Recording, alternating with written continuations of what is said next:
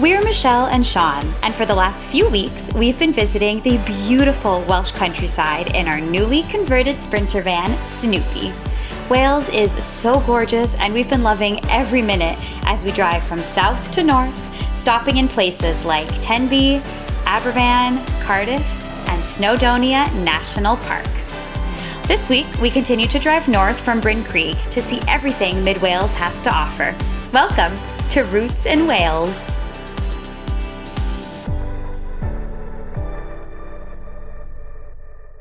So we left Bryn Creek about an hour and a half ago, and we just decided to stop in Harlech. There's a beautiful castle here. It's more than ruins. It actually looks like a standing castle, which is awesome. You have to go up here. We probably won't pay to go in, because I'm pretty sure you have to pay to go in, and we're going to see another really intense castle tomorrow that everyone says is like the one to see, Carnarvon. Let's go.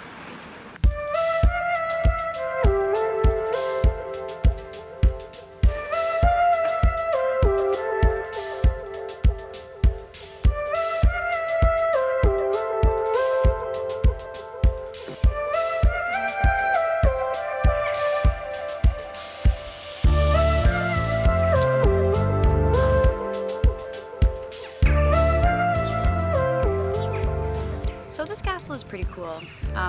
It's really beautiful, and unlike a lot of the other places we've seen so far, this definitely still has a castle vibe. You can definitely tell that it was a castle versus a lot of the other ones, which are just ruins or, you know, stone walls that are quite low to the ground.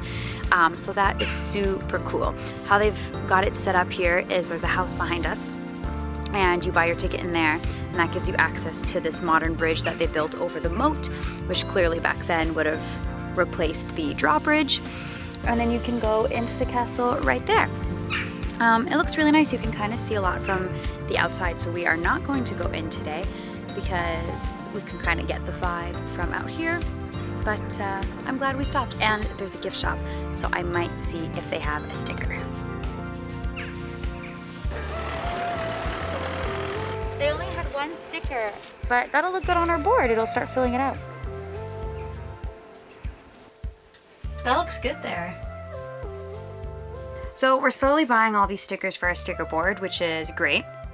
But Shaun had the idea of getting a few Snoopy themed items, and so we did get some stickers.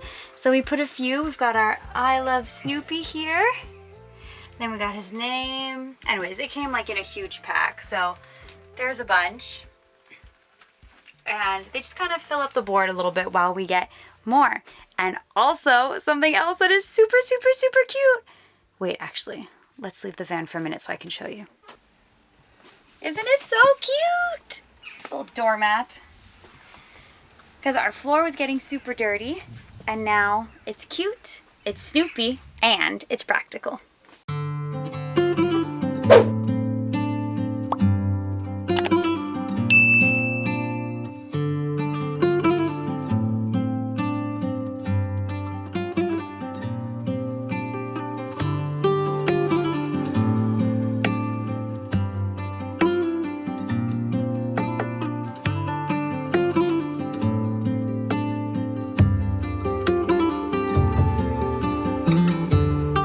So we are still in the beautiful spot that I just showed you guys. It's actually the next day at like 8 o'clock at night. We slept there last night, and then we ended up staying here pretty much all day. We had to edit the vlog. We did leave to go to the nearest town. We had to pick up like some groceries. We had to get service because the service is really bad here to get you guys the vlog to put it on YouTube.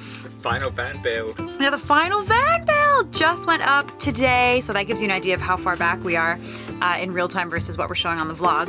That's where we are now. Today was kind of an admin day. We had to get a lot of stuff done, and we booked a bunch of stuff for the next few days to do in Wales, which is really exciting. So we just came back to this beautiful spot again because where we're going tomorrow is nearby, and it was a great little spot. And because we're having a chill night and we were at the grocery store, Shaun had a great idea, and we wanted to use our oven. So we are trying to bake Banana bread. Banana bread! So we're gonna try and use the oven, and we're gonna try and bake banana bread in the van. And it's really gonna be like banana bread muffins because we have muffin trays. But we'll see how it goes. A tray bake. Yeah. Okay, here we go. I need a smaller spoon. So Shaun is now mixing together the butter and the sugar. I will do it. This is the first thing we've baked in the van, and for those of you who are bakers like my mom or Shaun's sister, I'm sorry. You guys are gonna laugh at us. Because the thing is, Shaun just decided he wanted to do these on a whim. If you know Shaun, you know that his baking whims come quite often. And I was like, okay, cool, and we bought all the ingredients.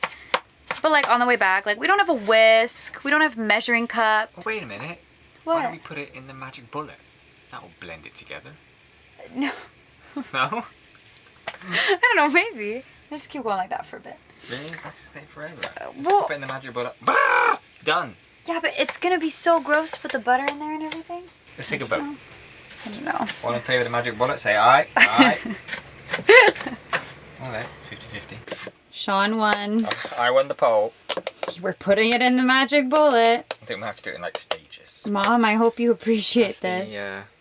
The cutter, or the blender, whatever you want to call that thing. Yeah.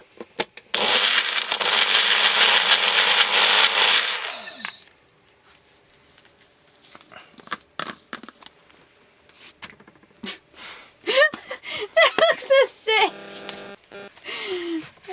Did that do anything other than dirty a dish? No.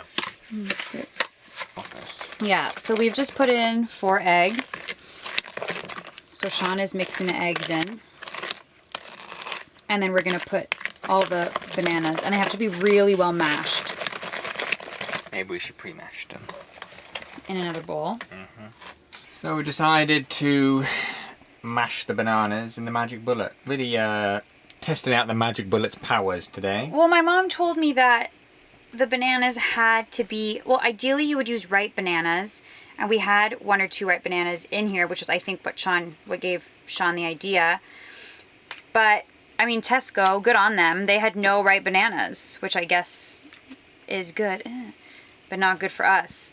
So, we're just doing 2 bananas at a time in the magic bullet. This is bananas 3 and 4.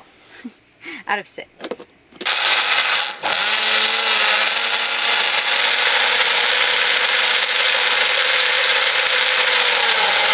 This is banana 3 and 4. Ew, it's pretty nasty. We think that the recipe called for mixing all the dry ingredients together before adding them to the banana mixture, but we only had 1 bowl that we bought today in Tesco, so we are mixing it in our smallest saucepan, which we'll have to wash after because we're making soup after. But the saucepan is too small, so this is us mixing it together. Oh, it's coming out. Oh my god, this is a mess. This is so funny. Hold the pan. Oh, thank you. Ready? Mm-hmm.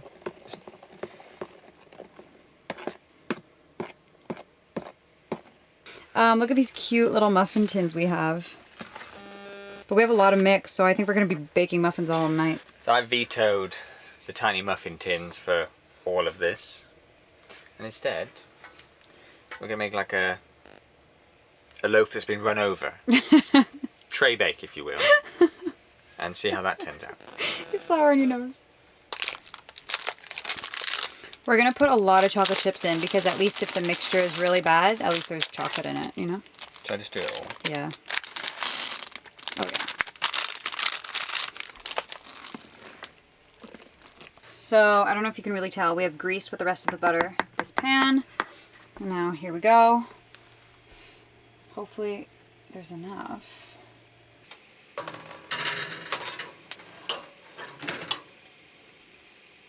Is that what's supposed to go in there? Is that right? No. What do you mean, no? That goes in there. Can it go in there? That seems like it's metal. Okay. All right. Here we go.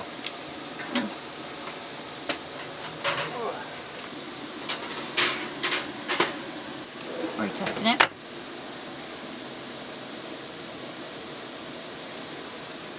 That one looks okay. Oh, looks pretty clean. Success.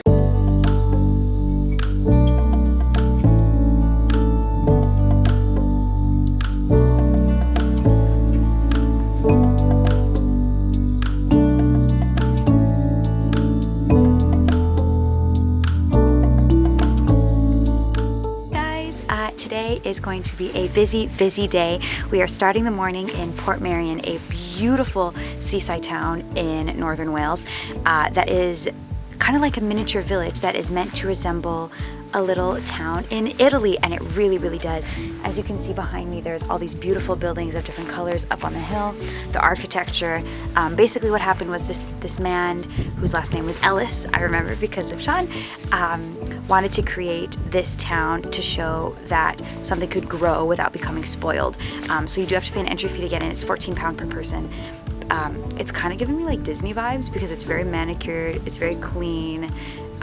There's little cafes, little shops, but it is just beautiful and so many vibrant colors. And we're gonna walk around here this morning and explore.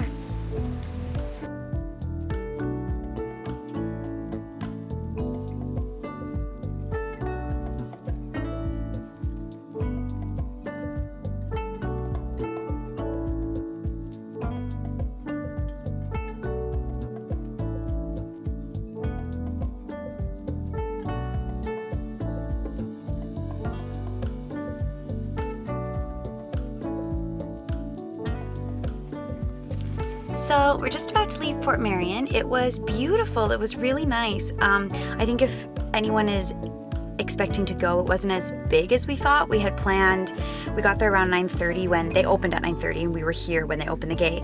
And we had planned to spend most of the day here, but it's 11:30 now, and we kind of feel like we saw everything. It's a tiny little village with like a main square and a couple shops, couple cafes, and we looked at them and took loads of pictures, filmed loads, and then kind of said, see ya. Yeah, we're good. So this is exciting because we have so much time. Shaun all of a sudden goes, how much time do we have? And I was like, 3 hours. And he was like, I'm gonna take you somewhere. So I don't know where we're going, but I'm excited. I like being taken places.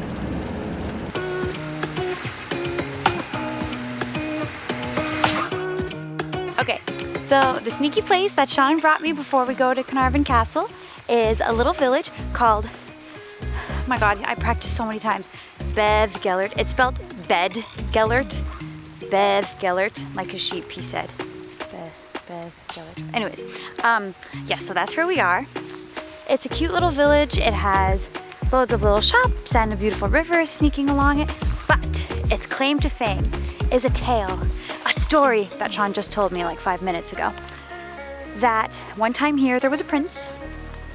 The prince went away and he had a baby, and he put his dog in charge of the baby. Kind of mistake number one, to be honest, but anyways.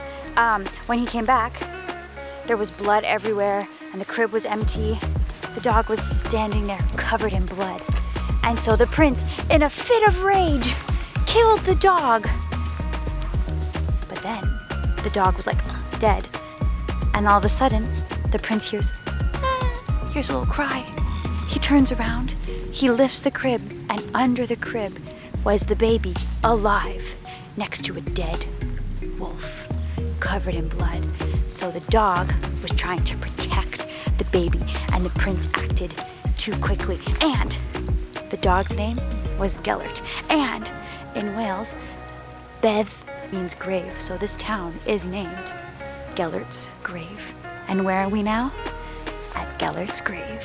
The princess said never to have smiled again. Oh my God, it's dramatic. He buried Gellart in this spot.